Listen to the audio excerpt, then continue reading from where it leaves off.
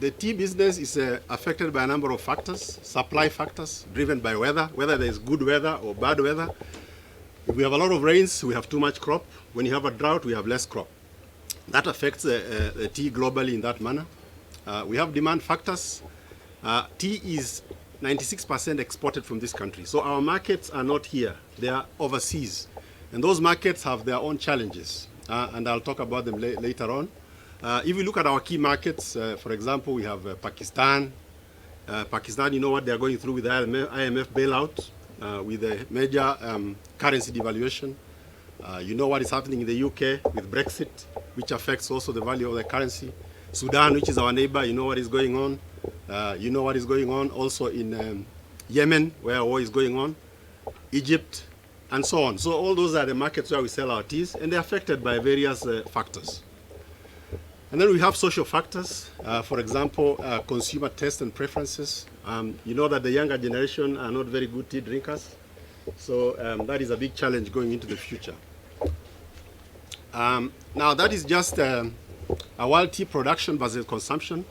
You know, sometimes we think that we can produce all the tea in the world and there'll be somebody to drink it. If you look at that graph, you'll see that tea production, this is the blue line, has been growing over the years, but the consumption, which is the red line, has not been growing in tandem with the production. And as we speak now, there is a surplus of about 200 million kilos of tea. You see, you can see the gap. So which means the world is producing more tea than the consumers are drinking.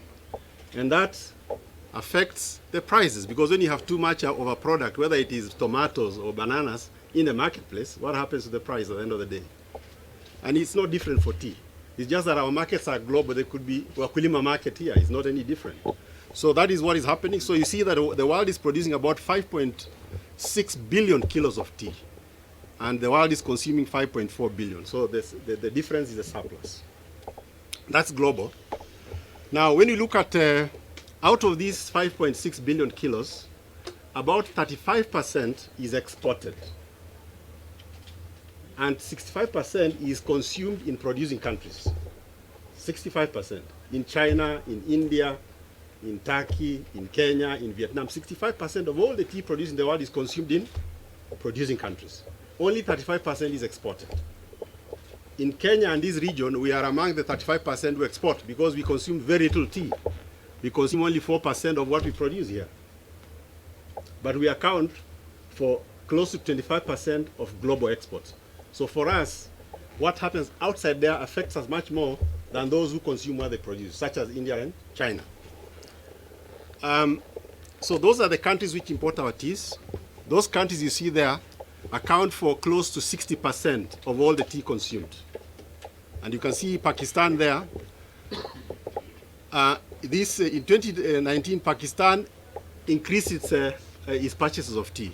The next one is Russia. You can see it's a bit flat. Before, Russia used to be the top importer of tea in the world. It has slipped into second position because of a number of factors. One, you know that oil prices and gas prices have been low for some time. Russia is a major oil and gas producer. So with low oil prices, clearly their currency has been affected. The UK is another market. It used to be number one, but it has been slipping. And now with Brexit, you know that Brexit, for the last 2 years, the economy has been in turmoil because of Brexit, and it affects the currency quite considerably. Egypt used to be ahead of Pakistan. Now, because of what happened with the Arab Spring, which you are aware of, it affected the economy of that country, and it hasn't recovered until now. And Iran, you know what happened in Iran? You know, sanctions, American sanctions. This has been a very good market, but now we can't export to Iran because they can't pay because of the American sanctions on that market. And so on and so forth. Those are the key markets. That is what's happening in those markets. That's where the bulk of the 35% of the tea exported globally goes to. So those are the numbers. I don't want to dwell on it, but almost 60% of all the tea consumed from the exported goes to those particular countries. Now, then what are the prices like? If you look at that, we have Kolkata, which is in India. You know, India is the number 2 producer of tea in the world. And you can see where their prices are. Rock bottom for the last, how many years? From 2019 to, so you can see it's been pretty flat. Next to Kolkata is Mombasa tea auction. So you can see Mombasa tea auction and Kolkata in India, they are more or less in terms of price affected in the same way. Now the blue one is Colombo, which is in Sri Lanka. And it is, you can see the trends, however, they fetch better prices than those of Mombasa and India. And you might ask yourself why. It's because India and Mombasa, it's predominantly what they call CTC tea.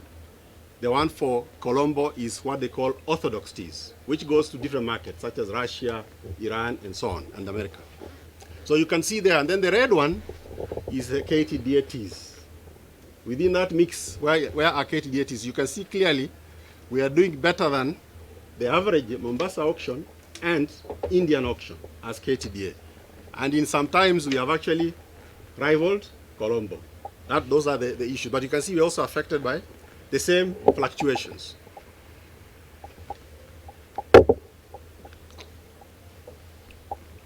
Now this is the East Africa region, because Mombasa auction is the largest tea auction in the world.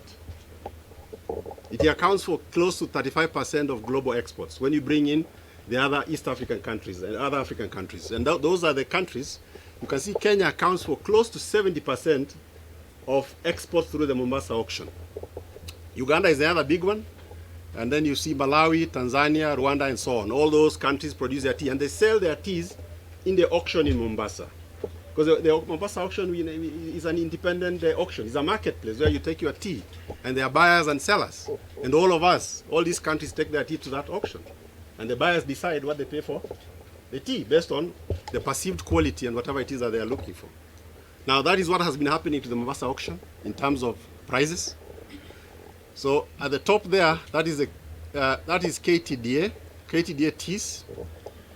In the Mombasa auction, Ktda teas have been fetching the highest price. Apart from somewhere there where you see that the blue line has gone ahead of, that blue line is Rwanda. Rwanda has privatized their tea business. It used to be government owned. And as a result, there is private sector now.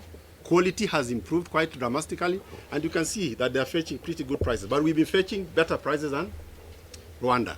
The next one is Burundi. You can see Burundi, the yellow line. So Burundi also produces pretty good teas. It's because of the location of Rwanda and Burundi. Very high tea grown teas. And then the blue one is Kenya, the Mombasa average auction. So you can see that. So the top one is Rwanda, Burundi, and Mombasa plus Ktda. You have other countries that are at the bottom there. You can see they are earning less than $1.50. That is countries like Tanzania, Uganda, DR Congo, and Mozambique. So even as the prices are down in the auction in Mombasa, we are at the top of those are facts and figures. There are people here, I don't know how they survive with those kind of prices, $1.50. But those are the numbers that you can see there. And those are the prices. I just don't need to dwell on them. But if you look at it, these are the prices at the Mombasa auction in the last 10 years. And you can see, look at Ktda. For a long time, we were getting $3. Apart from 2014. You remember 2014, there was a major crash, which the price went down to $2.43. Then again, they recovered, $2.6, $3, until this year, when again they crashed, just like they did in 2014. So those are the numbers. You can see the other countries as well. They have the similar trend. Because its global factors are affecting all of us in the same way.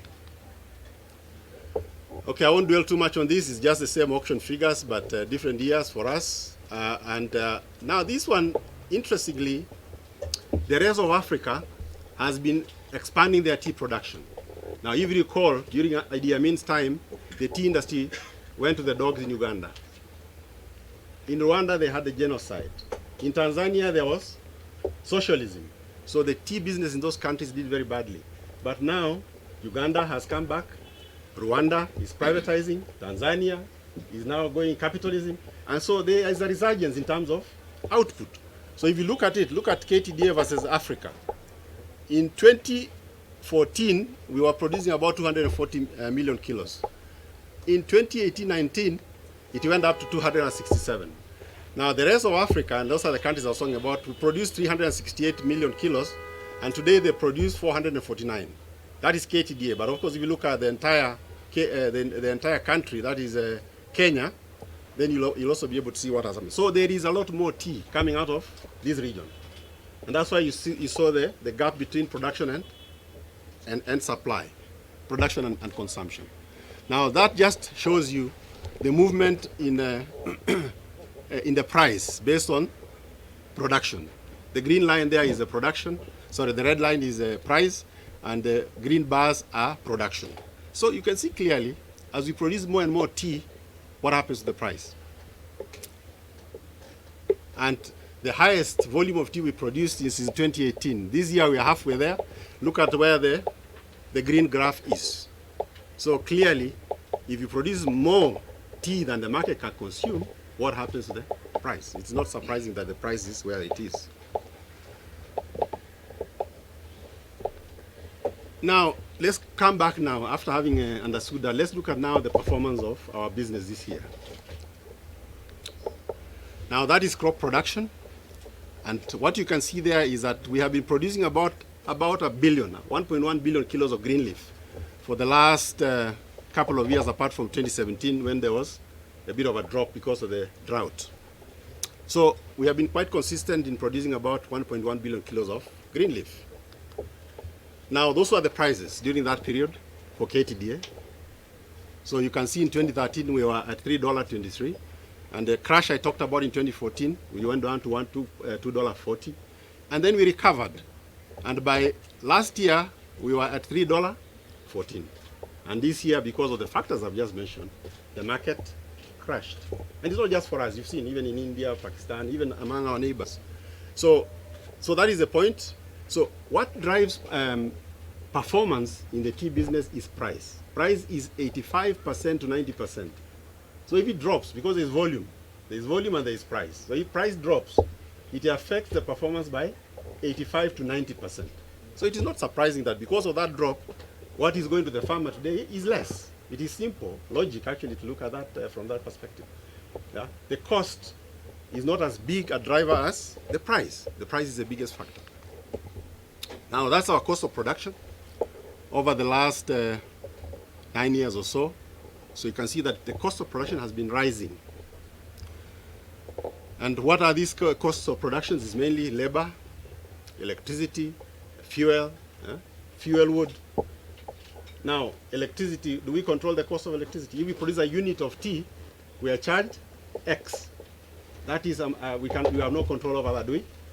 Another unit of tea, for the trucks, they have to go out and pick tea every single day. Who sets the price of fuel? It's not us, isn't it? So if we cover X number of kilometers every year, times the price of the fuel, we have not much control over that, do we? Unless we don't go and pick the tea. Now, the other one is labor. Labor, you know, the unions are there.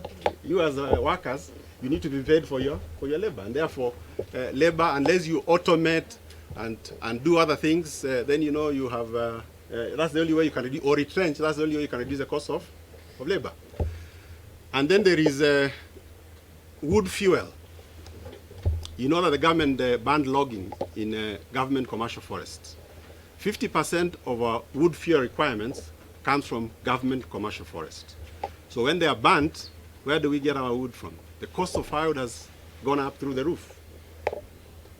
Yeah. So where else do you get the firewood? And you need that to fire your boilers in the factories. The alternative is using what they call heavy furnace oil, which is 5 times the cost of wood. And if you look at that cost of production, if we start using furnace oil, you can imagine what will happen to the cost. And therefore, what will finally go back down to the farmer. Now, so that is the price. Those are the volumes. And so what revenues did we earn? And we have given you the last couple of years. In 2014, when you had a major crash, the revenues were 52 billion shillings. And they recovered, and you can see that. 2016 up to 83 billion, but the highest was last year at 85 billion. And this year, because of those factors I mentioned, it has dropped to 69 billion shillings, driven by the price, mainly the price. Now, out of that, we pay an initial payment. It's normally about 30% of that we pay to the farmer every month, and that is the number 17.6 billion shillings, which went to the farmer every month. So what is left is what we talk about bonus, is the difference between the initial payment and the total revenue. So this year, we are going to pay a second payment of about 28 billion compared to 44 billion last year. However, what is the total that goes to the farmer is the initial payment plus the bonus. So what is it? That is the number. So the initial payment plus the bonus would be 46 billion shillings compared to 62 billion last year. And you can see, even in the year where we had a very big crash in 2014, we paid 35 billion Kenya shillings. And it recovered, but it is driven by price, as I said.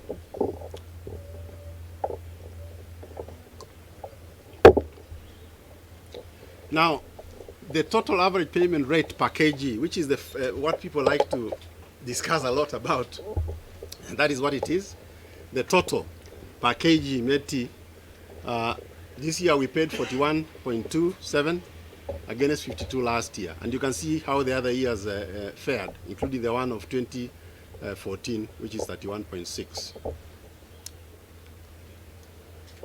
As a return to the farmer, that is what we earn, the price we earn at the auction, minus the cost of operations. And I've just mentioned about the cost of operations, electricity, labor, all those things. In a normal year, it's about 25%. So you can see here we were able to return in 2016, 75% back to the farmer, meaning the costs were 25%. But when the price goes down and the costs go up, then you can see how it is affected. This 2018, the return is 67% to the farmer. The rest went into costs, into the drop in the price that I have mentioned, and so on.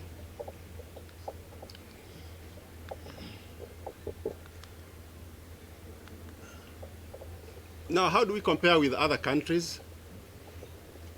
Last year, we paid a total of 52 shillings per kilo of tea to our farmers, and we were the best because we have the figures for all the other countries. Sri Lanka was second at 51.2, and so on, and you can see all the other countries, including Burundi down there, Rwanda, and so on. That's what they paid their farmers, including Malawi, Uganda. In fact, in Uganda, there are some factories which have not paid their farmers for 6 months because you saw the kind of prices they were getting, below $1.50. Now, we have been able to pay our farmers every month, and even we are able to pay them a bonus. It may have reduced, but it is there. And we don't owe anybody any money going back. Now, this year, somehow Sri Lanka, they fetch a bit better prices because they have a different product which goes to a different market. So today, they are paying 48 shillings to their farmers. We are paying 41. The next one is 32, which is Nepal, and so on and so forth. And if you go back to Rwanda, which is probably fetches better prices than the rest, you can see that they just really improved slightly in terms of what they're paying their farm per kilo. So we are still paying our farmers considerably more per kilo than most of the other people. Now then, let me go to just very quickly explain then the issues that are happening globally. Now that is India, and that is not me, it is from the world news. So they are facing the same challenges that we are facing. They are even asking for government bailout. We haven't yet asked for a government bailout.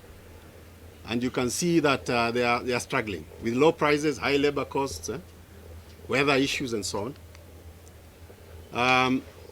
Of course, alcohol is one of our competitors in Africa. And you can see it is booming. It's not very good for tea. Yeah? The young people are taking more alcohol. That's not very good for tea. Coca-Cola profits drop as it looks for healthy drinks. Again, so I'm just trying to show you that there are challenges everywhere. Oil prices, I just talked about it. They have affected the oil exporting countries considerably because they have been low for some time. And most of them actually are tea consumers. Kakuzi and Williamson, profit warning. These are guys who are in the same business as we are. Sometimes people are just focusing on Ktda as if we are in isolation of the environment. These guys are multinationals and they operate with us and they are facing the same challenges that we are facing. Even without that, look at the NSE. What's happening to the NSE? What's happening to businesses today in this country? Yeah? There are challenges. And they are looking at power to reduce their costs. Look at milk farm gate prices. The lowest in a long time. How come I've not heard anybody talking about it? What are farmers getting for their milk? Yeah, they are affected. The market is low. So it's not just tea. Look at coffee. Coffee. And it's global. You go and look at it, what's happening in Brazil and all the major producing countries. Limuru Tea is a company here in Limuru. They are making losses.